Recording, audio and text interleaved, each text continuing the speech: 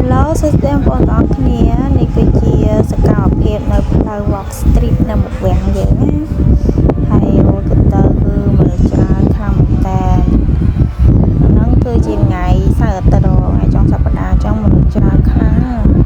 ទីទៅច្រឡំថាបុណ្យទានអីមែនទេណានេះគឺថ្ងៃចុងសប្តាហ៍ទេតាំងពីគេបិទផ្លូវអត់ឲ្យឡានម៉ូតូឆ្លងកាត់មកគេឲ្យយើងដើរដោយថ្មើរជើងអញ្ចឹងដល់ពេលអញ្ចឹងទៅអើយអ្នកនៅពេញអត់ដឹងទៅណាមានមកលេងនឹងឯងអញ្ចឹងហើយមនុស្សឡើងមកកណោមកហើយសម្រាប់អ្នកលក់វិញក៏ច្រើនដែរនិយាយទៅបើសិនយើងឃ្លានអីត្រូវហើយមកកន្លែងហ្នឹងមកមានតាំងពីខ្ចៅតាំងពីប្រហិតតាំងពីសាច់គោតាំងពីអីអូយហូរហែសិតតែរបស់ឆ្ងាញ់និយាយទៅអូយខ្ញុំពងអាហេវផងដល់ទៅពេលបានមកព្រាមគឺសុំវ៉ាន់ទិញញ៉ាំហ្មងហើយឥឡូវហ្នឹងវីដេអូយើងភាគ1សូមចប់ត្រឹមប៉ុណ្្នឹងសិនចាំតិចទៀតជួបវីដេអូក្រោយភាគ2